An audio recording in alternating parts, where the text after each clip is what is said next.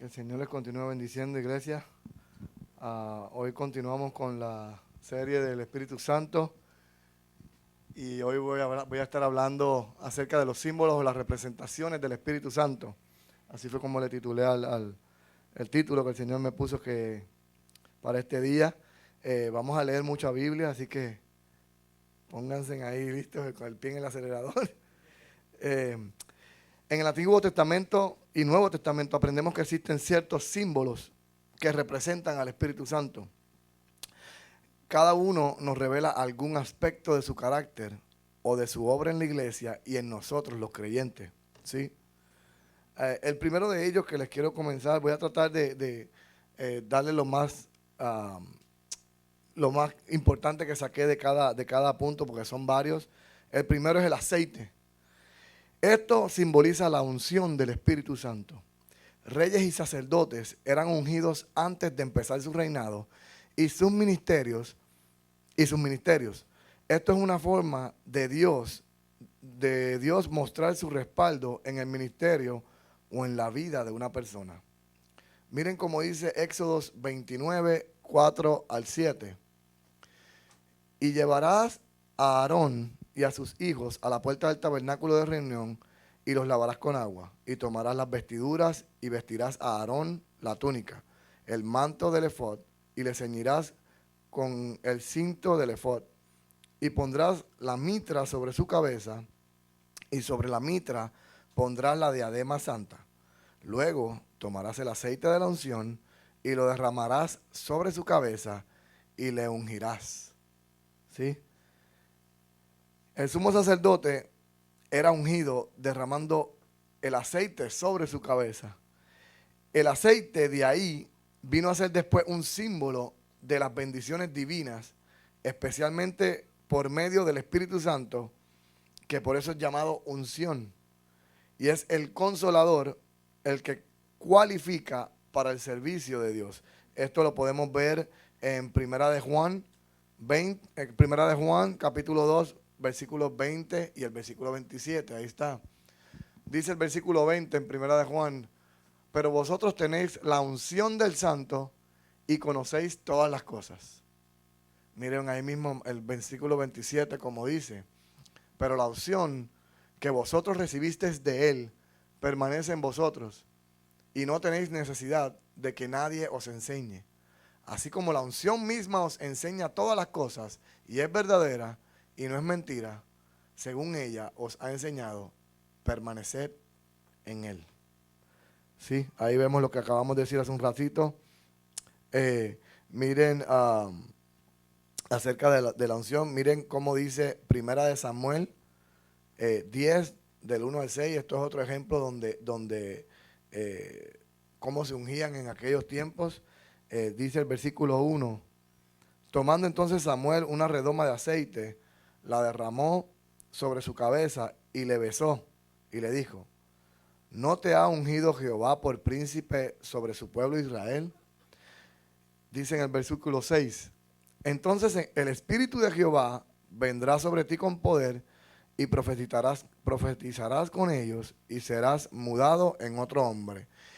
En estos versículos vemos cómo Saúl, en estos versículos que le dice, se referían a Saúl cuando fue ungido con aceite, y cómo el Espíritu Santo en el versículo 6 cualifica a Saúl para el servicio de Dios. ¿Sí? Otro más, miren que dice Primera de Samuel capítulo 16, versículos 12 y 13. Envió pues por él y le hizo entrar, y era rubio, hermoso de ojos y de buen parecer. Entonces Jehová dijo: levántate, úngelo, levántate y úngelo, porque este es.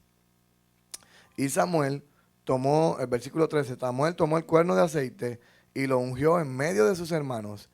Y desde aquel día el Espíritu de Jehová vino sobre David. Se levantó luego Samuel y se volvió a Ramá. Aquí vemos cómo David, muchos años antes de su reinado, fue ungido como rey con aceite. Y en el versículo 13 vemos claramente cómo fue cualificado por el Espíritu Santo para reinar sobre Israel. ¿Sí? El aceite también simboliza el poder de Dios para sanar, como vemos en Santiago 5, versículos 14 y 15. Miren cómo dice: ¿alguno está enfermo entre vosotros? Llame a los ancianos de la iglesia y oren por él, y ungiéndole con aceite en el nombre del Señor, y la oración de fe salvará al enfermo, y el enfermo, sanará al enfermo, y el Señor lo levantará y subirá, y si hubiera cometido pecados, le serán perdonados. Dos versículos que muestran, ¿verdad?, cómo el aceite también se utilizaba y simbolizaba el poder del Señor para sanar, ¿sí? Inclusive hoy en día en la mayoría de las iglesias se usa el aceite como símbolo de la unción del Espíritu Santo. ¿Para qué? Para ungir pastores, ancianos, líderes de ministerios, personas enfermas e incluso cosas materiales como nuestras casas y otras bendiciones recibidas por Dios. De la misma manera que lo hizo Moisés cuando ungió, el Señor le ordenó que ungiera todo lo que había en el tabernáculo. ¿Sí? Entonces vemos que el Espíritu Santo también es comparado con el aceite. El próximo símbolo es el vino. Miren cómo dice Efesios 5, del 15 al 18, en esta versión. Miren cómo dice: así que tengan cuidado de cómo viven. No vivan como necios, sino como sabios. Saquen el mayor provecho de cada oportunidad en estos días malos. No actúen sin pensar. Más bien procuren entender lo que el Señor quiere que hagan. No se emborrachen con vino, porque eso les arruinará la vida. En cambio, sean llenos del Espíritu Santo. ¿Se ha preguntado usted por qué las personas recurren al alcohol? Por la hora feliz. Sí. Les pregunto yo a ustedes, iglesia, ¿quién no quiere ser feliz? ¿Quién no quiere ser feliz? ¿Hay alguien que no quiera ser feliz? Todos queremos ser felices, pero hay un problema. Versículo 16. Los días son malos. ¿A dónde va usted cuando los días malos? Cuando los días son malos, cuando está asustado, desanimado, depresivo o ansioso. Pablo nos menciona que no vayamos al alcohol, sino que vayamos al Espíritu. ¿Por qué? Porque cualquier cosa de valor que pueda traerte el alcohol, Dios, el Espíritu Santo, puede darte más que eso. ¿Sí? Hay personas que andan tensos y ansiosos en el trabajo por las cosas que llevan en sus vidas, que no pueden cantar o silbar una canción alegre o estar felices. Pero eso sí, nada más llega el viernes. ¿Y qué dice el dicho? Es viernes y el cuerpo lo sabe. Llegan al party, a la cantina, y después de 3 traguitos, andan abrazando a todo el mundo, cantando y riendo. Y la verdad es que todos queremos estar despreocupados y felices. Pero la tragedia que aumenta en nuestros días, como en los días de Pablo, es que hay un creciente número de personas, incluso cristianos, que creen que la única manera en la que pueden traer esa libertad, como de niños, es drogándose o en el alcohol. Y ese comportamiento deshonra a Dios. Y es ahí cuando Pablo dice, hay una mejor manera para lidiar con estos días malos. Hay una mejor manera. ¿Cuál es? Dice, sean llenos del Espíritu Santo. Y van a conocer un gozo sin igual que canta y hace melodías para el Señor. Y esto se relaciona al gozo que produce la presencia de Dios en nuestras vidas. Por eso se compara con el vino del Espíritu Santo. Porque ¿Por qué? Miren, las personas en esos tiempos acostumbraban a embriagarse porque esto les producía gozo y alegría. Pero eso solamente era momentáneo. ¿Sí? Similarmente, en el día del Pentecostés, el gozo que había entre los hermanos y el efecto que el Espíritu Santo causó dentro y en medio de ellos fue tan grande que los que no entendían lo que estaba pasando pensaban que ellos estaban borrachos. ¿Y qué dice Pablo? Pablo nos aconseja a que más bien nos embriaguemos o nos llenemos del Espíritu Santo, porque sin duda eso traerá gozo y alegría que será permanente en nuestras vidas. ¿Sí? El próximo símbolo es el viento.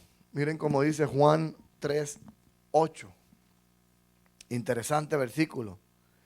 El viento sopla de donde quiere y oye su sonido, mas ni sabes de dónde viene ni a dónde va. Así es todo aquel que es nacido del Espíritu.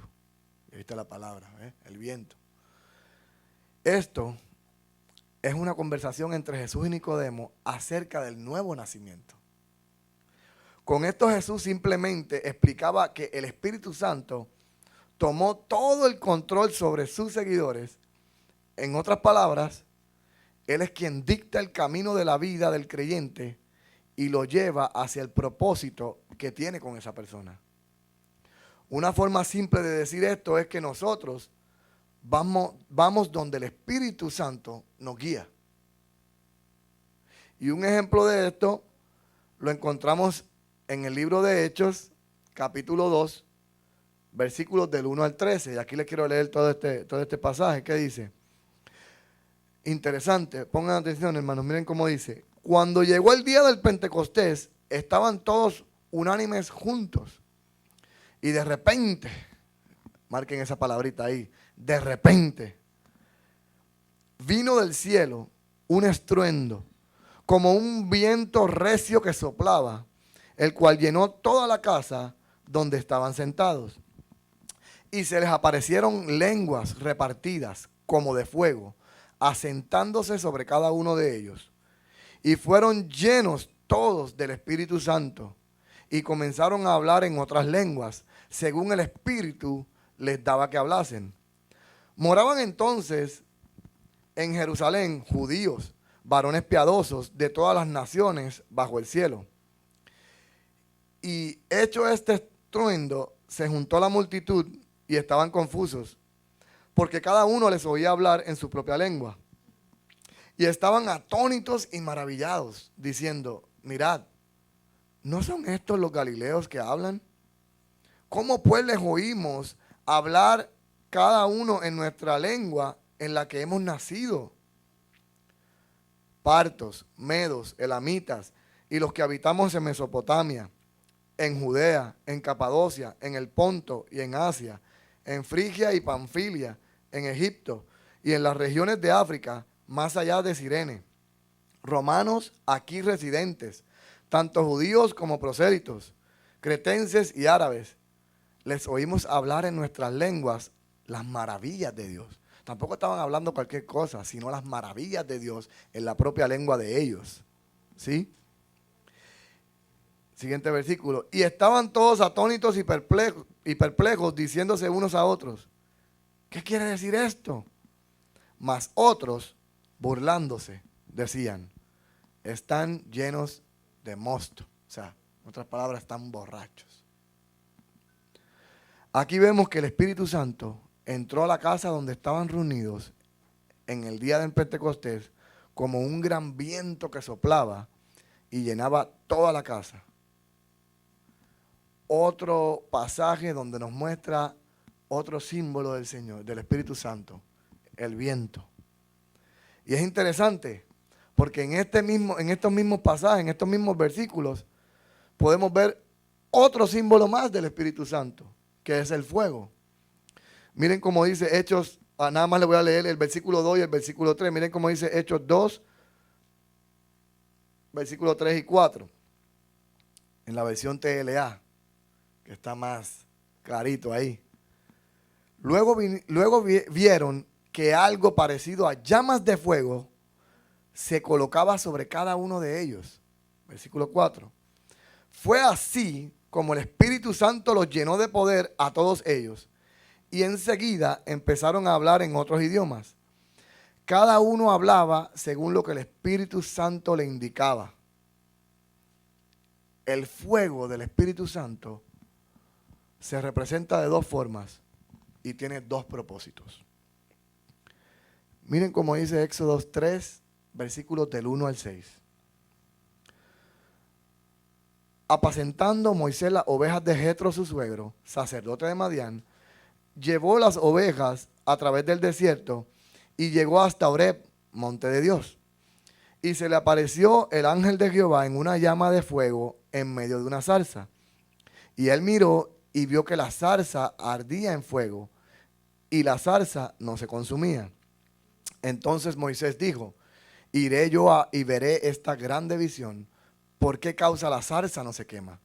Viendo Jehová que él iba a ver, lo llamó de en medio de la zarza y le dijo, Moisés, Moisés. Y él respondió, heme aquí. Y dijo, no te acerques, quita tu calzado de tus pies, porque el lugar en que tú estás, tierra santa es. Y dijo, yo soy el Dios de tu padre, Dios de Abraham, Dios de Isaac, Dios de Jacob y Dios de Jacob. Entonces Moisés cubrió su rostro porque tuvo miedo de mirar a Dios. Cuando Dios se le presentó a Moisés en el desierto, lo hizo en forma de fuego, que no era consumidor. Leyendo estos versículos vemos que la llama de fuego en medio de la zarza no la consumía. Esa llama representa la presencia de Dios, que es capaz de ser poderosa y tierna a la misma vez.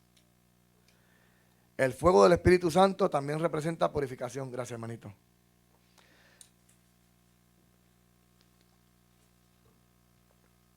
El fuego del Espíritu Santo también representa purificación. Es Él quien nos santifica. Miren cómo dice Mateo 3, versículo 11. Yo a la verdad os bautizo en agua para arrepentimiento, pero el que viene tras mí, cuyo calzado yo no soy digno de llevar, es más poderoso que yo. Él os bautizará en Espíritu Santo y fuego. Quienes son bautizados en o con el Espíritu Santo son bautizados con fuego. Esto lo hizo con los extraordinarios dones que confirió a los apóstoles y lo hace también con la gracia, dones y consuelos que imparte a cuantos se lo imploran. La pregunta es, ¿el fuego es iluminador? ¿Ilumina el fuego? Si ustedes están en un cuarto oscuro, se enciende un fuego, ¿ilumina? Así es el Espíritu Santo, un espíritu iluminador. No tiende el fuego a subir hacia arriba cuando se está quemando y también a hacer las cosas que alcanza semejantes a él. Sí. Así también es el Espíritu Santo. Hace al alma semejantes a él y su tendencia es hacia el cielo. Este fuego también conmueve a la persona a dejar cualquier pecado que existe en su corazón, porque es tan fuerte que lo lleva a eso. ¿Sí? El próximo símbolo o la próxima representación es el agua. Cuando se refiere al agua, el Espíritu Santo, el agua representa tres obras. La primera es que es un espíritu refrescante. Miren cómo dice Salmos 72, versículo 6. Descenderá como la lluvia sobre la hierba cortada, como el rocío que destila sobre la tierra. Así es el Espíritu Santo. En nuestra vida nos refresca como el rocío refresca la tierra. ¿Sí? Es un espíritu refrescante. Qué hermoso, ¿no? Cuando lo buscamos y nos metemos con Él, nos refresca. ¿Sí? Número 2. Es un espíritu de vida. Miren cómo dice Juan 4, versículo 14. Mas el que bebiere del agua que yo le daré, no tendrá sed jamás, sino que el agua que yo le daré será en él una fuente de agua que salte para vida eterna. El Espíritu Santo es esa agua que trae satisfacción a nuestra vida. Sin duda, trae satisfacción a nuestra vida. Y el tercero es que llena nuestro interior completamente. Miren cómo dice Juan, capítulo 7, versículos 38 y 39. El que cree en mí, como dice la Escritura, de su interior correrán ríos de agua viva. Esto dijo del Espíritu que habían de recibir los que creyesen en él, pues aún no había venido el Espíritu Santo, porque Jesús no había sido aún glorificado. El mismo Jesús en estos versículos nos menciona que es el Espíritu Santo que llenará nuestro interior de tal manera como esos ríos de agua viva. ¿Sí? ¿Va a estar vacío usted? No. El Señor nos promete que vamos a ser llenos como esos ríos. El siguiente y último es la paloma. Y no deje este para lo último porque sea menos importante, sino porque ahí el Señor hizo que me detuviera más. La paloma es abundante en Israel. Ya se fue muy adelante el hermano, pero bueno, todavía no llegamos ahí, hermano. La paloma es abundante en Israel. Más adelante le voy a hablar sobre esa imagen que el hermano puso. Los nombres más conocidos allí son Columbia domestica y Columbia livia. Este animal era considerado un animal limpio y se utilizaba como la ofrenda que podían hacer los pobres. Miren cómo dice Levíticos 5, capítulo 7. Dice, y si no tuviese lo suficiente para un cordero, traerá a Jehová en expiación por su pecado que cometió 2 tórtolas o 2 palominos, el uno para expiación y el otro para holocausto. Ahí lo vemos claramente, 2 palominos. Y esto porque había gente obviamente pobre que no tenía ovejas o los corderos y pues tenía la oportunidad, ¿verdad?, de ofrecer algo en holocausto y eran obviamente las palomas. Ahora, la primera mención de la paloma en la Biblia se remonta en Génesis, donde la misma es utilizada como mensajera. De hecho, en el relato bíblico de Noé, en el arca durante el diluvio, cuando dejó de llover, Noé abrió la ventana del arca y envió una paloma a buscar tierra firme. En el primer envío, la paloma se regresó sin encontrar tierra firme. En el segundo envío, la paloma regresó con una hoja de olivo en su pico, demostrando así que las aguas estaban disminuyendo. Y en el tercer envío, ¿qué pasó? Se fue con los panchos, no regresó. En esos versículos donde la paloma aparece, en esos versículos la paloma aparece como un mensajero celestial. A lo largo de la Biblia, la paloma es representada como un pájaro sencillo y tranquilo. Jesús le dijo a sus discípulos que debían ser sencillos como paloma. Miren cómo dice, lo vemos en Mateo 10, versículo 16, dice, he aquí, yo os envío como a ovejas en medio de lobos. Sed pues prudentes como serpientes. ¿Y qué dice? Y sencillos como palomas. ¿Por qué? Porque la paloma representa sencillez, pureza y bondad. Tanto así que la paloma se convirtió en un símbolo de la paz. La paloma a lo largo de la historia siguió siendo muy utilizada en la mensajería. En la época de la Primera y Segunda Guerra Mundial, en los años 1914 y 1957, la paloma fue un importante instrumento de comunicación.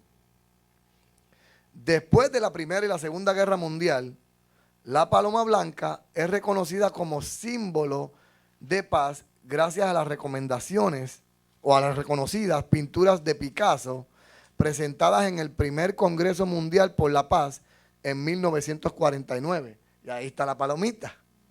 Ahora sí. Esta pintura, que tal vez hoy la vemos y decimos, pero yo no le veo tanta gracia.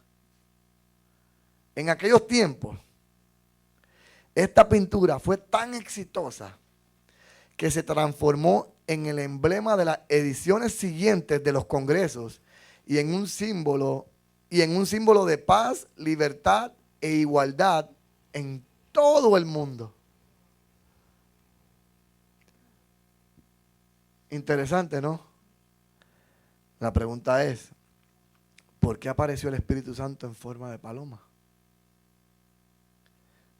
Miren cómo dice Lucas, capítulo 3, versículos 21 y 22.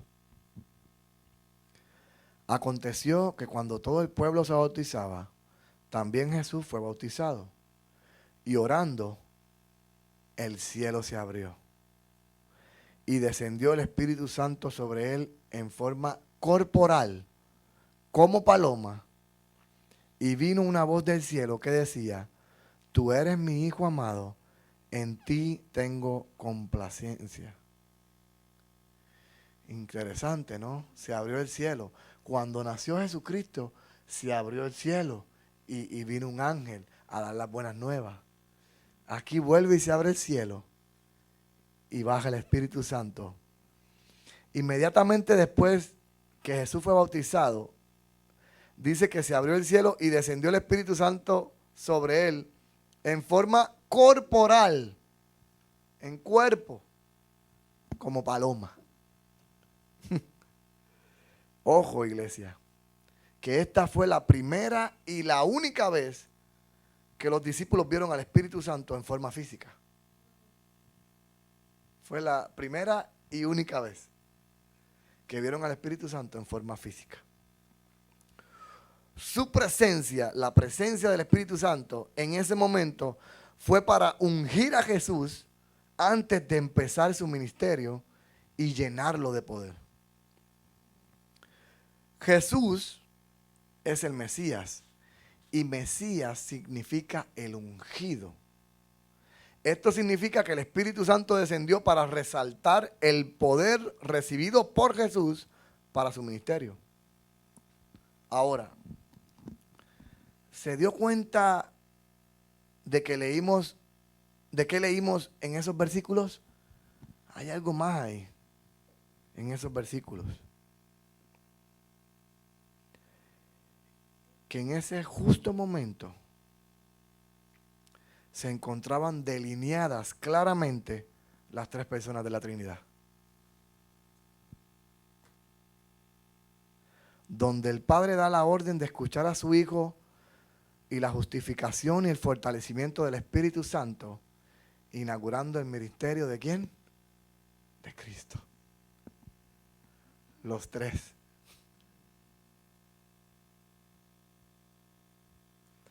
Después de la ascensión de Jesús al cielo, el Espíritu Santo descendió para unir a todos los que creen en Cristo. Esto nos da a entender que es por medio de la obra del Espíritu Santo que el corazón de los que creen en Él es transformado y cambiado. Y por algo el Señor le dio la visión al pastor de que íbamos a hacer Iglesia Transformación. Miren cómo dice 2 Corintios 1, versículos 21 y 22. Miren, aquí lo vemos también claro, dice, y el que nos confirma con vosotros en Cristo, y el que nos ungió, ¿es quién? Dios. Dice, Él, el cual también nos ha sellado y nos ha dado las arras del Espíritu en nuestros corazones. Por lo tanto, el Espíritu Santo trae la paz y el perdón de Dios a la vida del creyente, además de purificarlo y ayudarlo a comprender las cosas de Dios. ¿Sí? Recuérdense que ellos tres son uno. El Padre, el Hijo y el Espíritu Santo son uno. ¿Sí? Miren cómo dice 1 Corintios 2, versículos 11 y 12. Ya casi estamos ahí, estamos bien. Dice, porque ¿quién de los hombres sabe las cosas del hombre, sino el espíritu del hombre que está en él? Así tampoco nadie conoció las cosas de Dios, sino el espíritu de Dios. Y nosotros no hemos recibido el espíritu del mundo, sino el espíritu que proviene de Dios, para que sepamos lo que Dios nos ha, ¿qué? Concedido. No para que nadie le venga a contar lo que no es. ¿Sí? Cuando estaba preparando esta enseñanza, sentí la inquietud y para mí fue bien importante que conociera esta parte del Espíritu Santo, estas semejanzas. ¿Por qué? Porque cuando más usted conoce al Espíritu Santo, al Señor, cuando más se mete con el Señor, más lo conoce y su vida comienza a ser diferente. El sábado pasado, yo estaba hablando con una persona y estábamos platicando y me preguntó, ¿y vas a ver el juego? ¿Cuál juego? El juego de fútbol, hoy va a estar buenísimo. Digo, mira, yo con el fútbol, discúlpenme, pero a mí no me gusta el fútbol. Pero bueno, lo escuché. Y miren cómo es esto, empieza a contarme, no, es que hoy va a jugar Argentina contra México. Y esto no es cualquier juego, esto es un juego importantísimo. Esto puede ser historia, ¿por qué? Déjame te explico, me dice. Mira, siempre Argentina llega a las finales, pero México se va. Entonces, ¿qué pasa? Hoy, el que pierda, se va para su casa, ¿sí? Pero esto no es lo interesante, mira. Esta nación, ¿cómo se llama? Los de allá de, no, los árabes no, ¿qué equipo fue? Bueno, en esta serie, en estos juegos, un equipo de allá le ganó, Arabia Saudita, le ganó a Argentina. Eso fue historia. Tanto así que el príncipe de allá, le compró un Rolls Royce a todos los jugadores. Nada más por el simple hecho de haberle ganado a Argentina. ¿Qué hizo aquel juego? Hizo que la gente se motivara más en este. ¿Por qué? Porque siempre México perdía y no llegaba. Y si Arabia Saudita lo hizo, entonces también México lo podía hacer. ¿Sí? Lamentablemente México perdió. Pero hubo algo aquí. Que mientras esta persona me contaba esto, lo veía bien animado, bien informado, hasta me motivó a mí. Yo dije, oye, hasta quiero ver el juego porque yo que no me gusta, hasta quiero verlo porque está como que interesante. Pero empecé a preparar esta enseñanza el mismo día. El mismo día empecé a enseñar. Decidí no irme allá y decidí, voy a hacer esto. Cuando empecé a hacer esto, empecé a descubrí a través de esa plática que tuve, de que estamos en unos tiempos donde sabemos de todo lo que nos rodea. Más que de las personas, de las tres personas de la Trinidad. Sabemos más del fútbol, sabemos más. Esta persona, obviamente, pues, sí sabe, conoce al Señor también. Pero no estoy hablando de esta persona, estoy hablando de que, en general, ustedes lo notan, es cierto. Sus compañeros de trabajo, la gente que los rodea, saben más de las cosas del mundo que de las cosas de Dios. Es necesario. Con esta enseñanza el Señor me dijo, Luis, es necesario que conozcas quién soy. Porque en la Biblia, en mi palabra, hay estas comparaciones. ¿Para qué? Para que cuando venga cualquiera a venirte con una falsa doctrina, tú le digas, hey, espérate, por ahí no es. Porque como le decía hace 2 semanas, ya yo sé quién es el Espíritu Santo. Ya yo sé de cómo tener comunión con el Espíritu Santo. Y yo sé los símbolos que representan al Espíritu Santo. ¿Sí? Tenemos que meternos, aprender. Asimismo, que no es malo, iglesia, no es malo aprender de las cosas del mundo. Tenemos que aprender de las cosas del mundo porque tenemos que cuidarnos. ¿Sí? Pero es más importante aprender de las cosas de Dios. Amén. ¿Se ponen de pie conmigo?